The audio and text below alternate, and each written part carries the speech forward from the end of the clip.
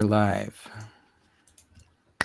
All right, what's up, everybody? Welcome back to another office hour. Super excited to have you here. And this week we are joined by Jacob and the Big Gooey, our NFT gurus at Telos. Super grateful to have y'all here. Thanks for joining us. And yeah, this week we're going to go through just a rundown of how to actually launch your own NFT collection, going to get into setting up a sales page, getting a bit into the nitty gritty, looking at the code behind it.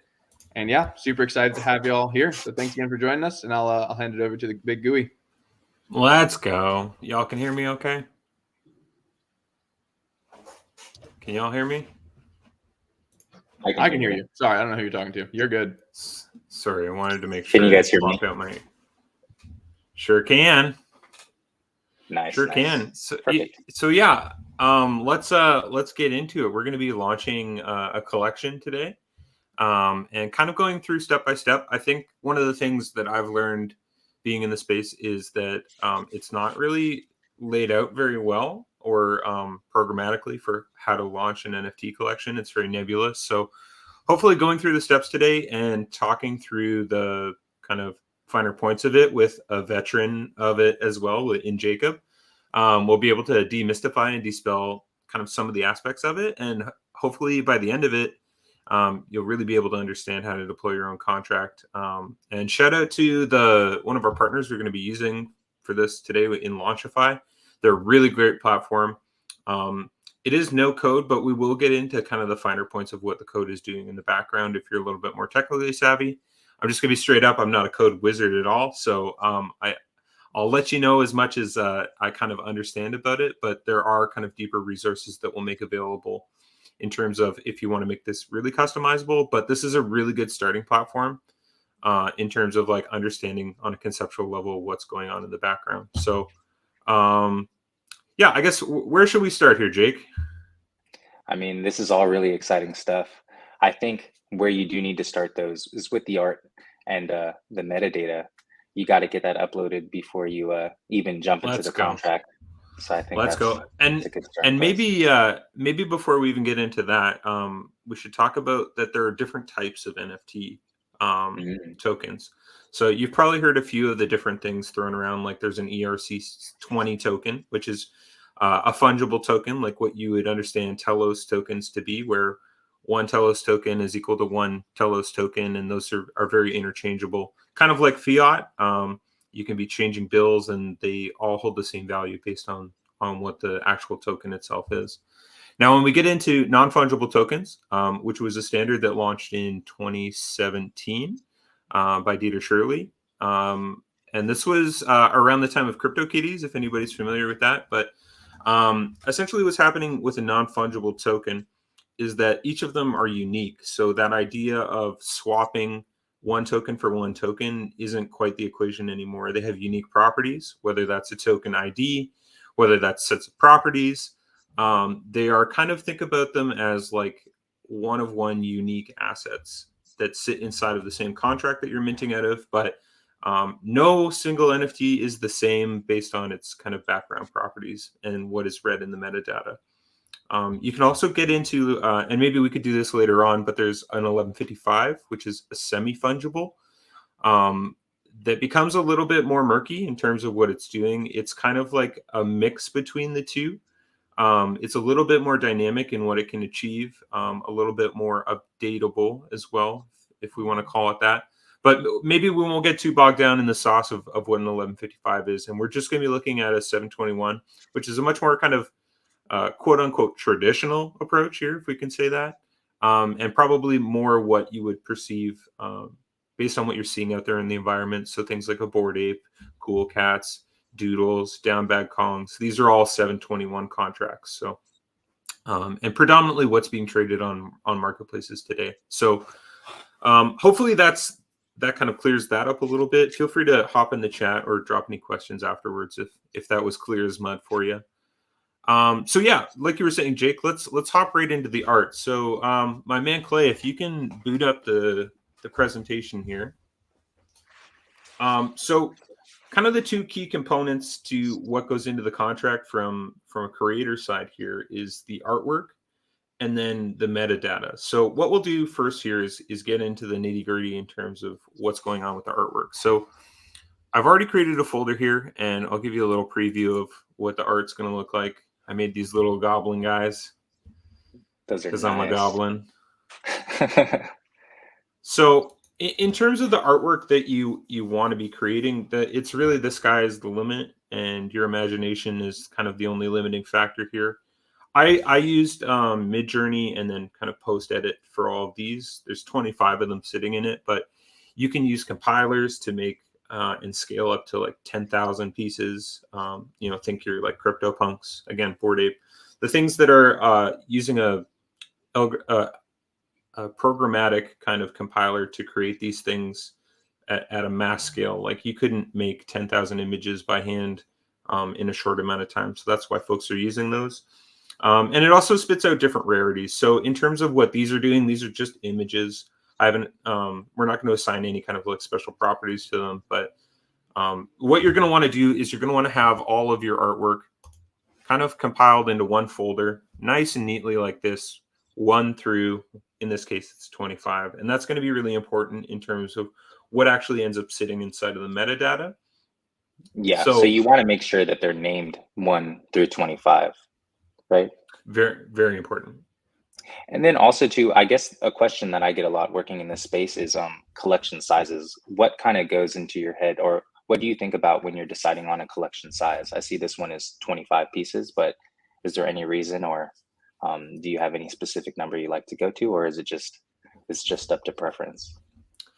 I guess it all depends in terms of like what it is you're looking to achieve with the collection. So in this regard, I went with 25 because I wanted to put more time and attention into the art itself as being very, very unique. And each one of these is wildly different from the other. Whereas say you wanted to, an example could be the down bag Kongs that I dropped a few months ago that are a much more kind of traditional generative collection where I created all of the art in a pixel program and then fed it into a compiler to basically, at random create them. But I was able to create, 500 of the tokens very quickly. And I think in terms of like, if you want to scale a community and have a lot more people kind of coming in initially, that's why you'd want to be using a collection of a larger size. Just there's a larger initial offering, and usually in terms of like what the utility the project is providing to the end user potential customer, that's what kind of goes into the consideration of why you would scale something to that big. In this, it's just kind of fun. The art is the utility, and just as an example of how to achieve that. But I mean, there are tons of different considerations into why you want to scale something to the size. I think a lot of the times you want to consider, what is the raise that you're trying to make off of your project? If you've kind of got it all coalesced into like, if you're a game, let's say, and you've got skins or guns, you might want to have a higher kind of proportionality of those. If you want a lot of people playing your game, or if you want something really scarce, like I see some really unique art drops out there that, might be 1 to 10 from an acclaimed artist, and there's scarcity built into that. So really thinking through what it is you're trying to achieve with the collection itself is a really, really important factor. So that's a great question. So what do we do with the art, I guess, is the next question here. What we have to do is we have to host this up into what's called an IPFS, interplanetary file storage, if I'm correct. Yeah. It's a mouthful. So essentially what's happening there is we're going to be hosting it into, I guess, a decentralized kind of system of how these images will live on into infinity on the internet. So in a nutshell, I won't get too bogged down into the sauce, but essentially once we upload these, they're going to be sitting on like thousands of different computers all at once, so that if one of those computers goes down or loses the files, it's able to access it from a whole nother space. This is kind of an interesting function. There's a lot of debate in terms of whether this is kind of OG, or I don't know if OG is the way to put it, but there's a lot of infighting in terms of whether you put stuff on chain or you put it on IPFS. I really like IPFS. It's a very simple way to go about it. It's a really good introduction into the process and kind of concept of what's going on. So in terms of how to do that, there's a few different ways and a few different applications that you can use. You can actually just download IPFS to your computer and upload it all via there. But then there are also these other kind of consumer products that are going to allow you to do that. So we're going to be using one of those today that's called NFT storage. I use it all the time. It's used by OpenSea, Magic Eden, Rarible, a lot of the major markets. So I think in terms of like the comfortability that I know the image is going to stay there, that's why I chose that. But there are a plethora of different kind of choices out there that you can be using. So how do we do this? So this is why we want to keep our folder in the way that it is. Maybe we'll back up. So with NFT storage, this is what the site itself looks like, and you can upload things, one by one here, but we want to upload an entire folder. So in order to do that, what we have to do is when you come into NFT storage, it'll prompt you to download this application here as well, where we're just going to drop a folder into it. So when we do this, and we take this guy, and we move the goblins. So what's happening here is they're all being uploaded to IPFS. And initially, they don't go to quite too many, but they do distribute afterwards. So it does take a bit of time for them to get to the far reaches of where the network are. But initially, it does upload them, and you're able to use this. So once that happens, there's a few kind of key pieces of information that we need to be grabbing here that are going to go into our metadata. And if you close this folder, it's not the biggest deal in the world. It will show up, and I'll show you how to retrieve those. But the important thing that we want to grab here is the IPFS URL. So this is essentially, think of it as the gateway or the website that we're going to be plugging in to access where these files are. As well as you can click in here. I always do this as a quick check just to make sure that all my files are in here. And you can see it's sitting in this directory. There's our hash up at the top, letting us know where it is. If you click into the first one, there it is. It's up on IPFS and ready to go. So that's where it's living. We're good. This is the first step. Arguably one of the easier parts, so we got it out of the way. So next, what do we do next here, Jake? The next thing you want to do is write up your metadata. That's right. You can give a name to all of your NFTs. You can give them a description and different attributes that you may want to give them, different rarities, different traits, and that's kind of where the fun starts. That's right. And this can kind of feel like the most confusing part too. So hopefully this kind of helps. I know that this is one I really bashed my head on a table for a long time. But what you want to do is metadata is just like a string of text formatted in a certain way that essentially these marketplaces or wallets are going to be grabbing to broadcast what is inside of the actual token that you're purchasing from the marketplace. So you can use, I believe it's like TextEdit on Mac, any kind of program that lets you save things as a .json file. And that's very, very important because that's the format you want these things to be in. That's where you can be writing your metadata. Or if you're using a compiler, it spits it out automatically. So in terms of what I use what's called Visual Studio Code. I'll bring it over. And this is just an environment in which you can be writing kind of any kind of code related to metadata. I use this for compilers all the time. I really strongly suggest if you've got any kind of interest that you really dip your toes into using these environments, because there's auto check whether your code is incorrect, which I do all the time still, as well as just it's kind of formatted a little bit more nicely. So whatever way you want to go and approach this, if you only want to do it through TextEdit, that's totally fine. Just make sure that there's a few things that you have to look out for. So let's kind of dig into it line by line here so that it's get a better understanding as to what's going into the metadata and what you're going to see on the kind of user side on the other end. So at the top, you always want to have the curly brace. That's very, very important. If we get rid of it, you're going to see this, and the whole thing just kind of goes haywire and is not going to this is all redded out. That's a really good indicator that you're going to get an error right away. So good housekeeping. Always keep your curly brace up at the top. When we dig into name, now this is, I mean, kind of straightforward. This is going to be what the name of the token is.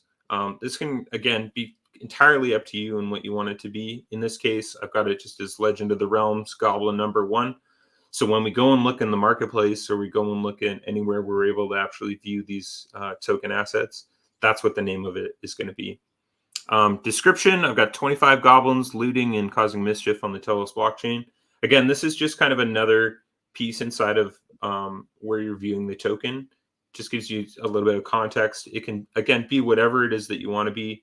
And a lot of kind of, there's this tradition in terms of like how folks talk about, you know, on the blockchain, there's 10,000 punks on the Ethereum blockchain. There's kind of a story tradition of doing it that way, but it's totally open-ended in terms of what it is that you want to put into that. The image, now we'll get into this here quick. I want to cover the rest of it, but we're going to come back to this. If you recall, when we went to our NFT storage, we had the IPFS URL. So this is going to be the place that the token points to where it's stored. So this is why IPFS is so important in terms of like not just being on you know, traditional like Imgur or you hosting it on a centralized platform. When it's here, it's pointing to that IPFS. So what happens is the marketplace will then be like routing, oh, I see it on IPFS, I'm going to fetch it from there and then broadcast the actual image, if that makes sense. Yeah, it does. And to clarify, for every JSON or metadata file that you create, you want to make sure that it points to that specific piece of art. So it's pretty important. So just to clarify, for this image section, you need to make sure you have IPFS ... // and then that CID followed by the file name of the image that you want to use for this specific NFT. And let me pull it up just so it's like crystal clear in that regard. Sorry, I've got a billion things open here. So when we go into it, if you recall, we'll come back here. And then say we go into number 10. You see up here how it's got /10.png. That's going to be really, really important when we go into writing our metadata, whereas this one is 1.json. If I put it as, you know, /10.png, it's going to broadcast what should be, you know, token 10's image. So like Jake was saying, you want to have that CID in here and then make sure that this number is correlating with what number the actual token itself is as well. Very, very important.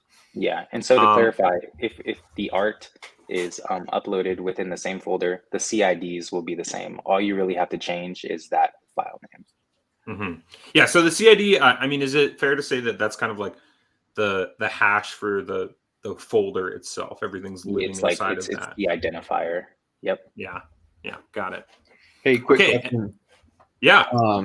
Where are these attributes coming from? So like name, description, image, are those going to be platform specific? Are those like the ERC standard for 721? Or where are those names coming from particularly?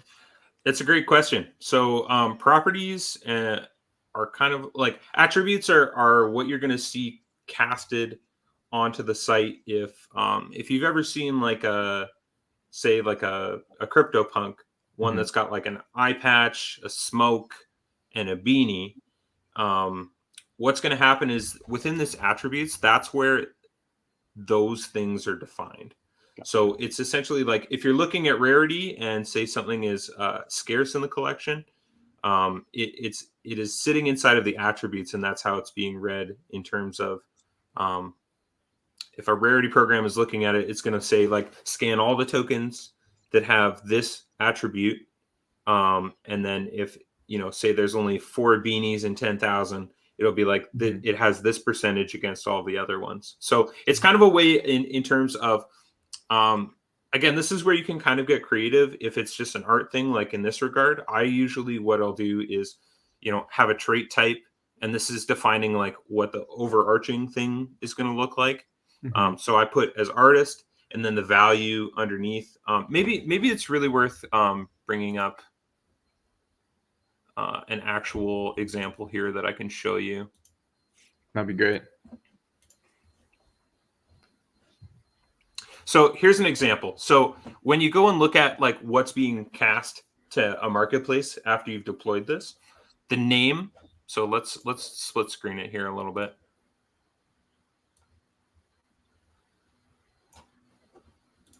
The name is what gets kind of broadcast to the top.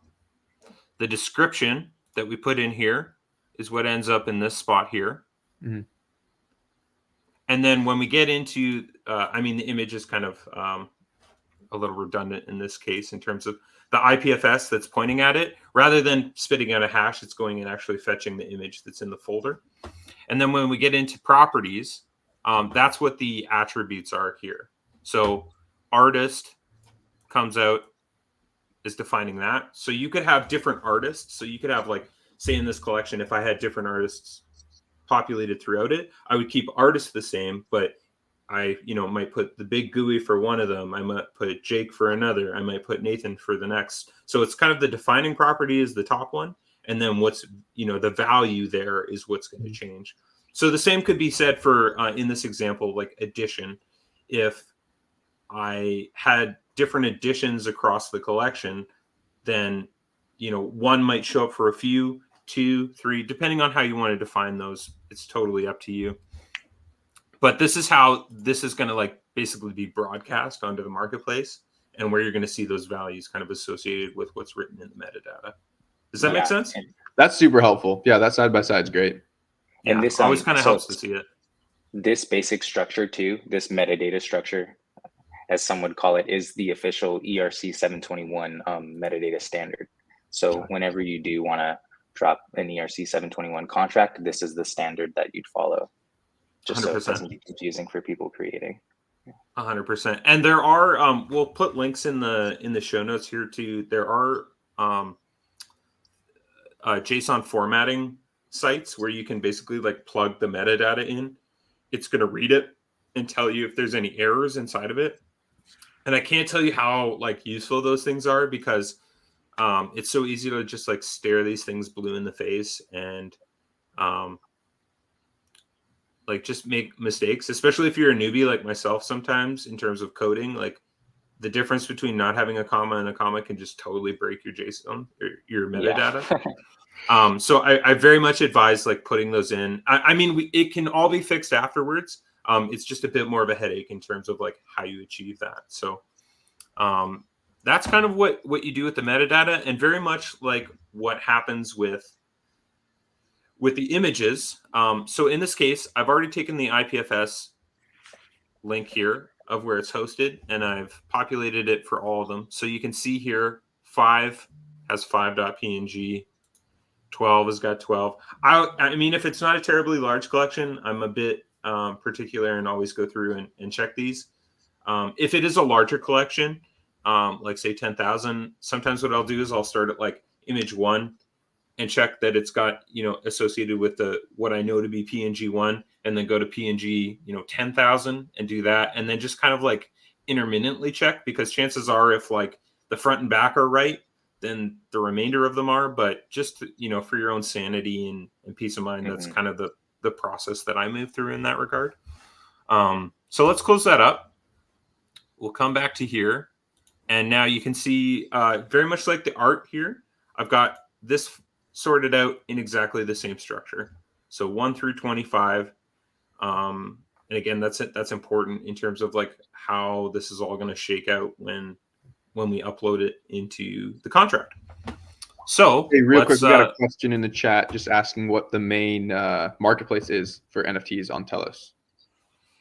I'm sweet on Altura. I think that in terms of, like, the user interface, how easy it is to pick up stuff, create a profile, that's where I would point folks. But we do have other ones. Got Minted Vodka, as well as Area X is another great one. So it's kind of pick your poison where you want to put it. I think the bigger thing comes down to, like, where it is that you're telling folks to, like, go and check these things out after the fact.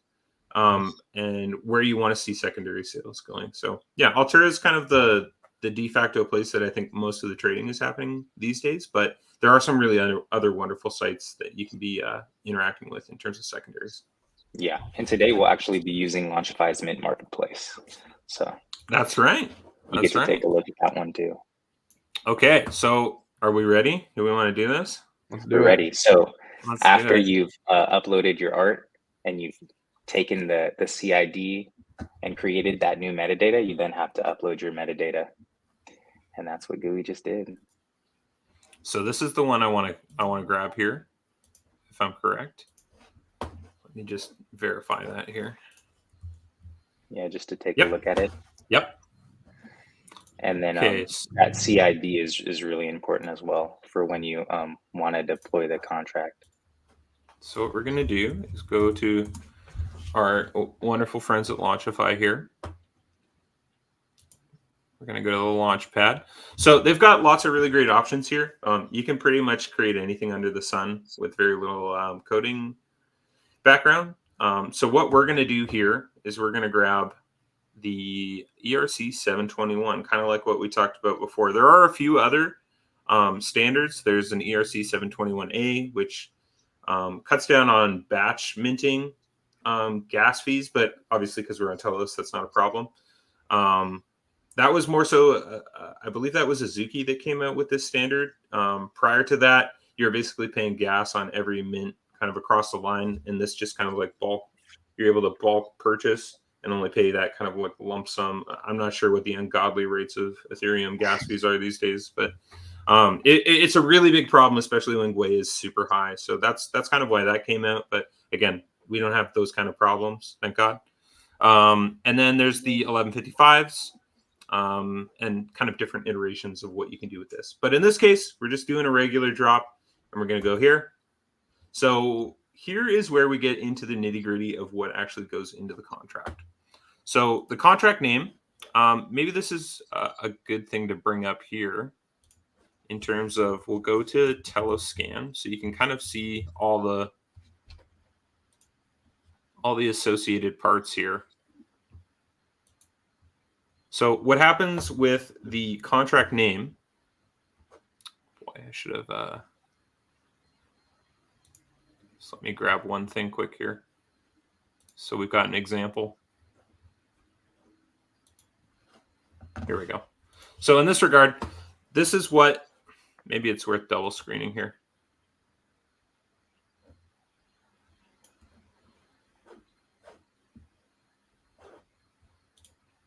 Here we go. Oh, sorry, guys. So many windows. Okay, so just so you can kind of reference what's going on here is the contract name is what's going on up here. And one of the things I absolutely love about Launchify is they auto-verify all this stuff for you. So it's like one less process that you need to be doing yourself. Especially if you're new to this, it's not a like easy process to go through. So in this case, let's call it LOTR goblins.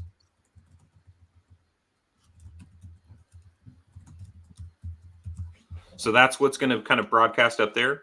Then you come up with the ticker. So this is kind of the abbreviated function. So like, you know, we all know the token's name is Telos, but the ticker is TLOS. It's an abbreviation. I mean, if you've got something super long, like what is it? Harry Potter, Sonic, Obama, Enu 10 or whatever it is, you obviously can't fit that in there. So in this regard, let's just call it LOTRG. And then here we go. So Legend of Realms Goblins. Let's call them, so this is what will actually end up being broadcast as the name of the collection itself. Would it be worth kind of showing an example of where that comes up, do you think? Sure. I think you actually have an example, or you had an example pulled up on the Infernus page. Yeah, I'll come back to it there. Sorry, I'm just juggling like 10. It's all good. You need them. So this is what, you know, is going to be broadcast as your collection name when it comes up. So that's what this guy is here. Very, very important. Okay, So let's get back to it. So here is where if you recall, when we hosted our metadata, much like we did our art, we got that IPFS link. Let's bring it back up here. So this is what points to our metadata. And again, I always like to check the URL here just to be like double sure. This is going to take us to the file. There's our hash.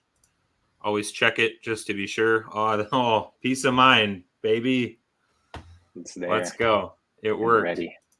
So now what we're going to do is we're going to grab this guy here. CID. Yeah. And you want to make sure, so you can kind of see they've got how this should be formatted. Again, this is really, really important in terms of like how you're inputting the information. So we've got it there, and you want to make sure that there's a / at the end. Very, very, very important. You can see they impress upon you that you need to be doing that. Okay, let's get into the supply details. So in terms of price, let's just put this at 1 Telos, so it won't be greedy. We've got a supply. So again, this is kind of like, you want to have all these details sorted out prior and not be murky about them. So in this case, it's only 25. We can put the max transactions, like max per transaction. So depending on like, if you've got a lot of hype around your project or you don't want folks coming in, like you want to make it as fair as possible. Sometimes what you want to do is set it at like 1 transaction per. So every time you're minting, you're only able to actually take out 1. When I did down bad Kongs, I think I set it at 10 per person. So based on volume, if you want people to be able to like pick up a few and then, either speculate on the price, or it kind of all depends on like what kind of behavior you're looking for in terms of people who are minting it. I'm a sucker for just doing 1. I just think it kind of keeps it as fair as possible. And then max per wallet. We'll kind of get into like how this all works in the background of the code itself. But again, depending on like how fair of a spread you want this to be, you could set it at 1 or 2. So let's just set it at 2. So in this instance of this, how I'm setting it up, you can mint only 1 token per transaction, but you can do it a max of 2, if that makes sense. Makes sense. Hey, question on that supply. So if you were to change that supply, how would it know, right? Say you do 30, right? Like which ones would be duplicates? Or if you did 50, would it just automatically do each one twice? Like how would you specify that?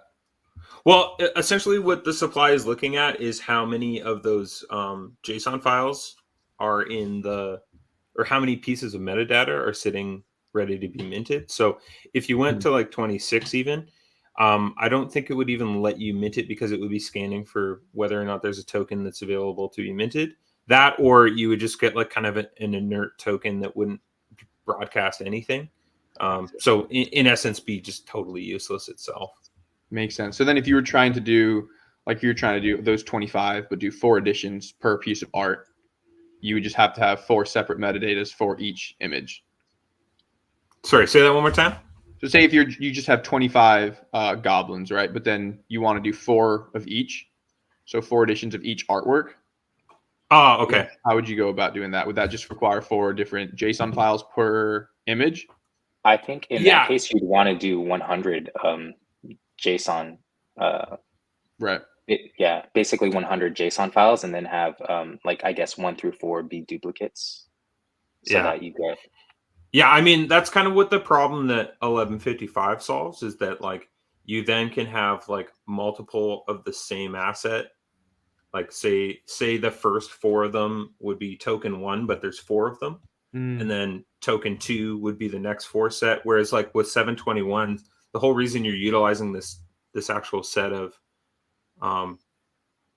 this token standard is because each one is unique itself. So it's like you could have doubles or even 4 of them, but it would still be like Goblin 1, Goblin 2, Goblin 3, Goblin 4.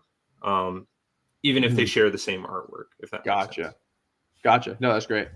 Yeah, that's a good point. So in that case, you would want to go 1155 and stack them up. Yeah, and that's totally why that came out. So it's kind of more like Pokemon cards, right? Like there would be common, rare, uncommon, rare, legendary. So you'd be able to have like they wouldn't be just like common number 1, common number 2, common number 3, they kind of carry across and don't, I mean, it's all the same at the end of the day, but I think it's just a lot cleaner when there isn't like a, common 15,378. It's just very consolidated to one. Mm-hmm. No, that's good. Okay.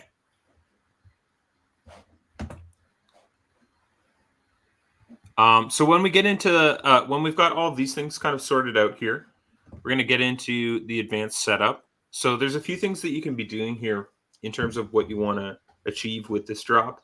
There is the whitelist functionality. So if anybody who doesn't know what that is, this essentially lets you, so say you want to create some hype or you want folks to be getting excited about what it is you're doing with your drop, you're going to be using a whitelist. And what you're doing here is you're creating a CSV file of all the wallets. So if you've ever like applied for a whitelist, they probably no doubt asked you to drop your wallet. And what they're going to do is open an Excel spreadsheet, put them all in there, save it as a CSV file, and that's where you can like click and drop that in. So essentially what it's going to do is it's going to allow this like early set of people to mint your token before the actual public. And I'll show you in the code afterwards like where that actually lies. But depending on whether you want this to be like a totally public mint, you wouldn't be using this function. But say you've got a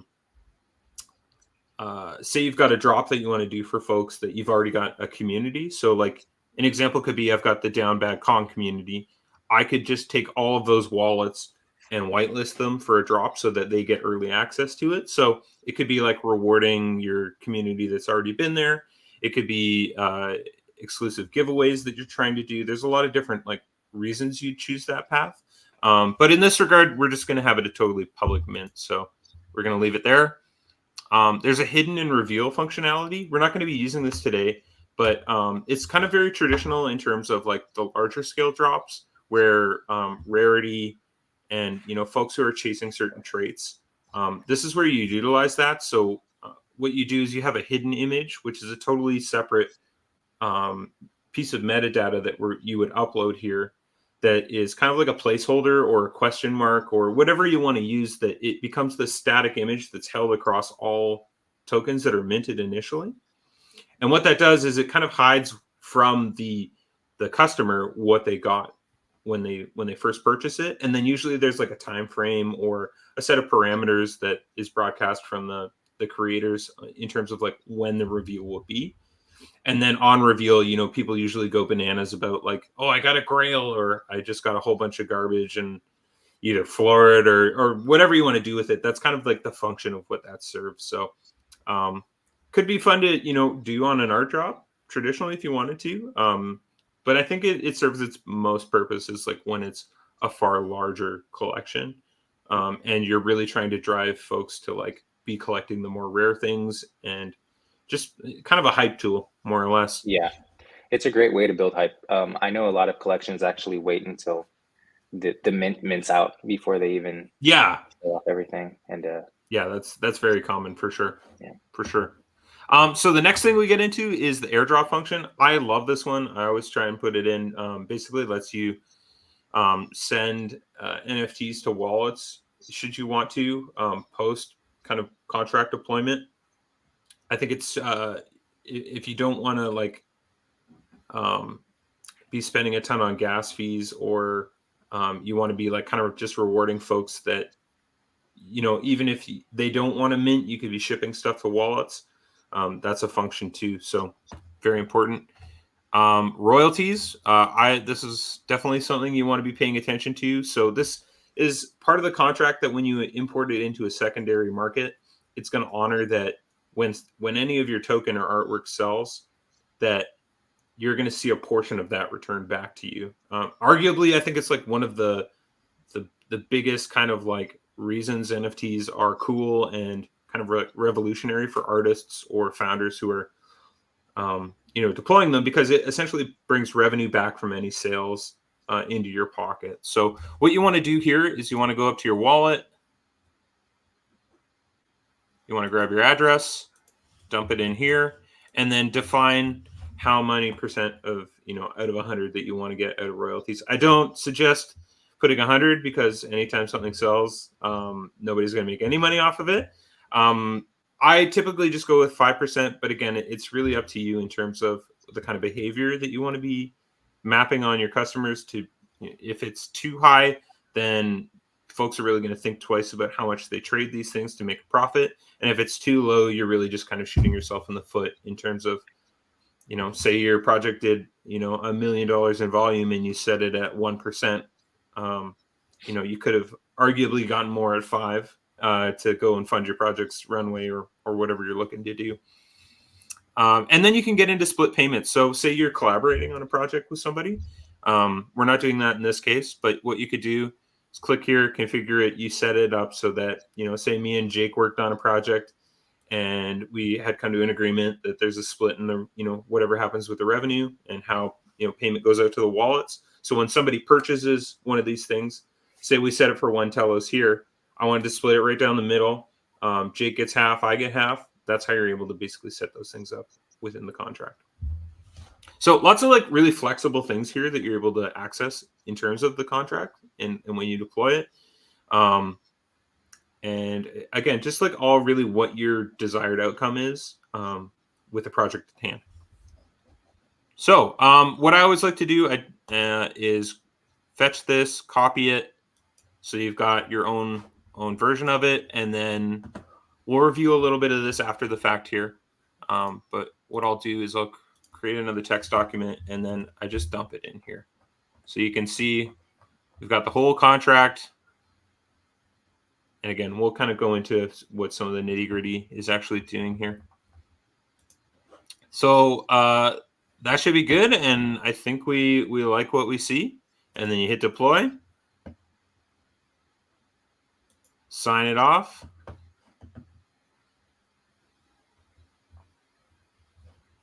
And here we go. Now we pay for our contract. This is my favorite part about Telos, is it only cost us 12 cents to deploy the entire contract. I think the last time I checked on ETH, when it was a good day, it's about $40 to deploy your own contract. So your bottom line here is significantly better.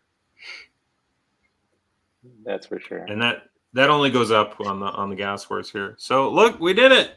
Woohoo! So any of these, this is kind of an important thing to do. Sometimes if you want to put this into a document, your contract, it's easy to fetch afterwards, but always nice to kind of know where that lives. We're going to close it up. And let's go have a look at our NFTs now. So now what we want to do is head to this top button here. We're going to go to the marketplace itself.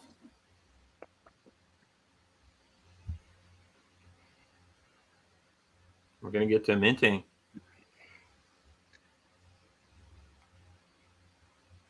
So we'll come down here.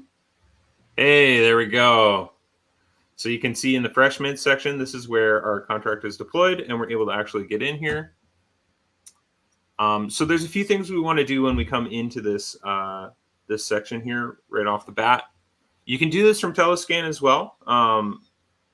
And I can show kind of on the back end afterwards how to do that. But the easiest way to do that, all contracts on Launchify here default to being paused, which is kind of a great anti-botting function, I think, as well as just good hygiene to know how to do this. So what we're going to do is hit the cog, go into mint settings, and unpause the mint.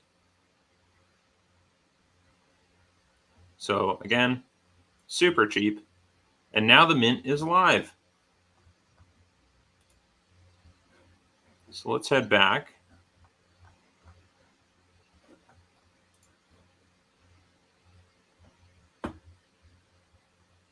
Go into here.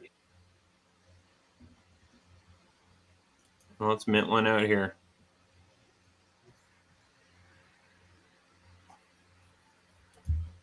And there's only $1 charge on Launchify's that goes to the buyer. So the platform's totally free for creators to use. And you're still coming out ahead compared to ETH. So let's go. Yeah. And then once we've minted, sorry, go for it. I was going to say, and we didn't really touch on this, but this page that you're on here is the actual mint page. So in that settings section, not only are you able to unpause and pause your mint, but you can also edit your collection details and descriptions. So people who are looking for new things to collect or buy, they can find you on there. And so I think editing it, adding a profile picture, even a cover photo is pretty important if you want to get your collection minted and seen by others. So let's head to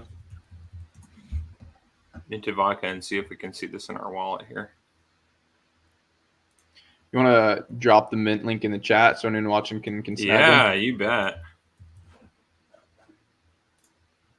I'm going to grab one for sure. Here, I'm going to put it in the back end here because I can't seem to. Yeah, I do you can mind if on YouTube. Push that forward? Got you. Hey, there we go. And we got it in our wallet. Nice. Let's And go. Nice. So they will show up in the back end here. The odd thing about Telos is how fast it is. So a lot of dApps have a hard time keeping up with it. So when you do buy it, it is in your wallet. Don't worry about it. It can just take a couple minutes for it to actually like get up there and get going. So some of the other kind of like important functions you might want to be looking at here is if this is like your sales page. Think about this as like I use this link to like direct folks all the time to, if I'm dropping something new, you're going to be using this URL up here. So what you can do is you can come into here. One of the things I just love about Launchify is how easy it is to like get going and get started on this. So you can come in, you can plug in a profile picture, you can set your, what kind of category, if you want to parse it out that way, get your cover photo popping. You can fill out a whole bunch of any of the data in terms of the description, what folks are going to want to be looking at. You can put some carousel images in here. Reminder, though, that it is a 10 megabyte limit on these image uploads. So if you're hitting an error or hitting a situation where it's not working, that's usually the case. And you'll want to kind of resize it accordingly. You can put associations to like your, where your websites are, any of your socials. What's really cool is you can do a team breakout. Who's on your team? Sometimes that's really important to investors to know, like, is this person just like some podunk anon that I don't know anything about that might be rugging me? Or, do they have 30 years in the kind of illustration background that, kind of becomes a determining factor for some folks when they go and actually decide it. We're going to go to the roadmap. Again, if you've got something about the project that you want to flush out for folks to read to make an assessment whether they want to buy, this is a place to do it. So that's kind of it in a nutshell. And then let's just see if we can see it in the wallet here.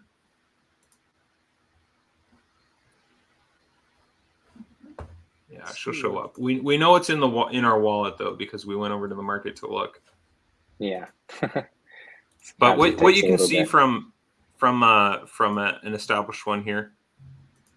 So you can see all the NFTs are sitting in the back. I set the banner here. I've got the profile picture. And you also get some nice stats on like your sales and stuff like that. So that is how you deploy your first NFT contract essentially. So let's kind of quickly go. We're okay for time, hey? Yeah, I think we got another 12 minutes. Okay, perfect. So let's I think the next thing to touch on would just be the cool thing you can do with Launchify is not only can you deploy the contract on their site through their UI, but you can also copy the contract, paste it into something like Remix, and deploy it yourself. That's true. So that's why. Yeah. Having something like this, where if you recall, we were able to actually like copy the contract itself, and then that's where you would take this, walk it over to Remix, and if there's any kind of like parameters inside of that that you were looking to change, you could deploy it, basically from Remix itself. Mm-hmm. I mean that might be a whole different video to be deploying stuff on Remix, honestly. We've gone through that a few times, so people should be. Yeah. So let's just kind of look at some of the things within the code here. Just if you want to get into the nitty gritty, and I apologize, I'm not Jesse level guru here. But I will kind of we can kind of go over some of the top shots of what's actually happening. So at the beginning here, what's happening is we're importing a whole bunch of different contract libraries. Open Zeppelin is kind of the industry standard in terms of that. And the code imports various pre-written pieces of functionality to make it easier to develop a smart contract. It's really come a long way, even in the the 2 years I've been here. And setting stuff like Merkle proofs, operator filters, NFT royalties.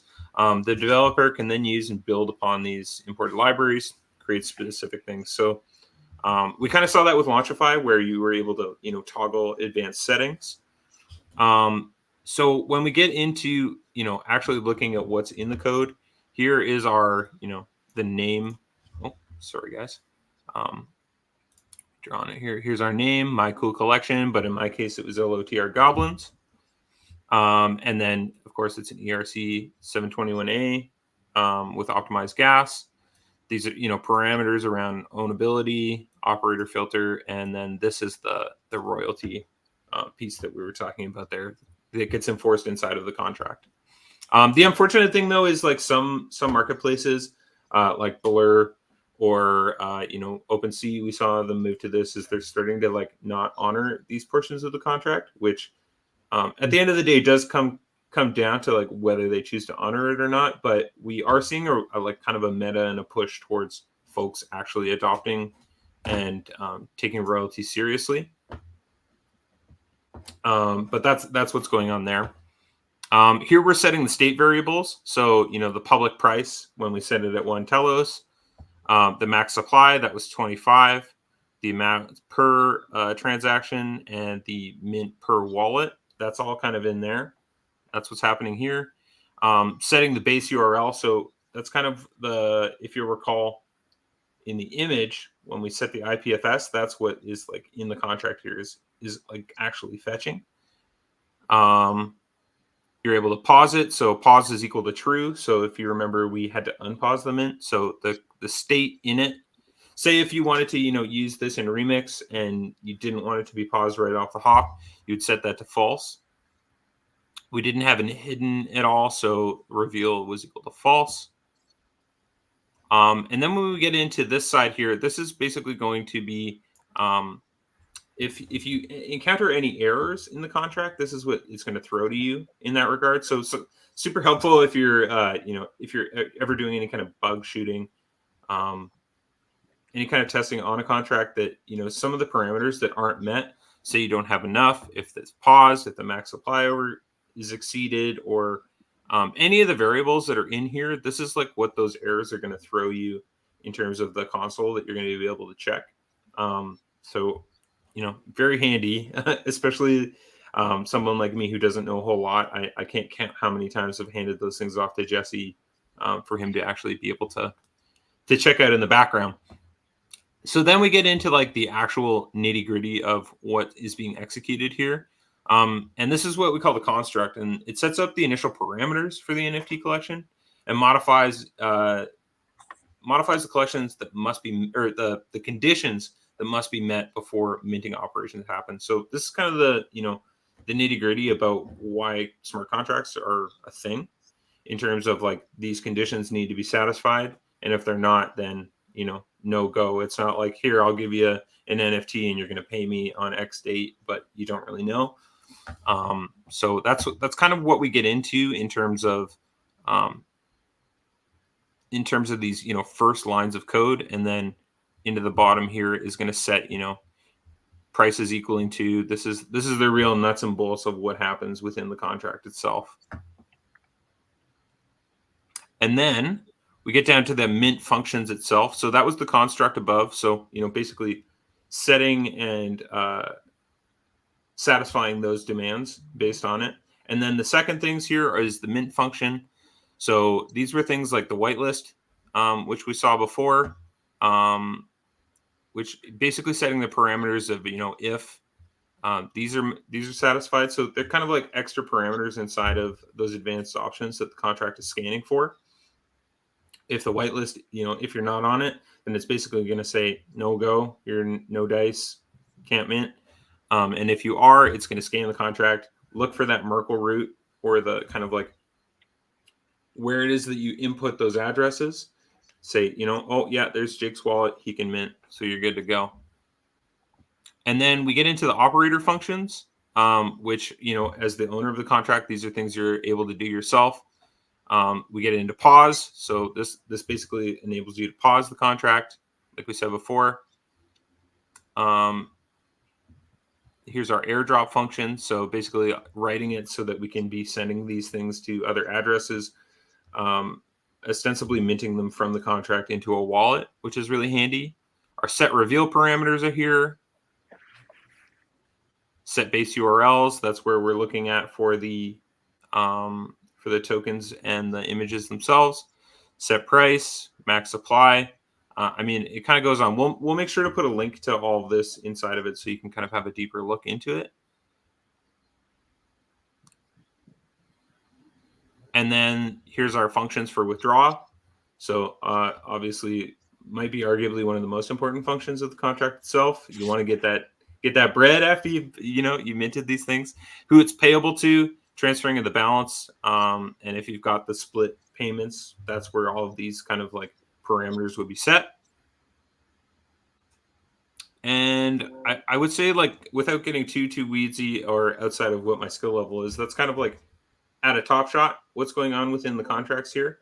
And maybe it's like actually worth a second part here, going a little bit more in depth with Jesse. But I kind of wanted to straddle two worlds here in terms of, and I see the question in the chat there, is like I wanted to be able to like target folks who are somewhat new here, but then also kind of give a little bit more in depth, because I think you have to start somewhere in terms of how to conceptualize these things and what's going on in the back end. But it really would be worth, I think, a part 2 with Jesse to get really granular for any of the developers who are out there, who are wanting to make these far more flexible or customizable. But that said, that's kind of front to back the quick and dirty of how to deploy a 721 contract.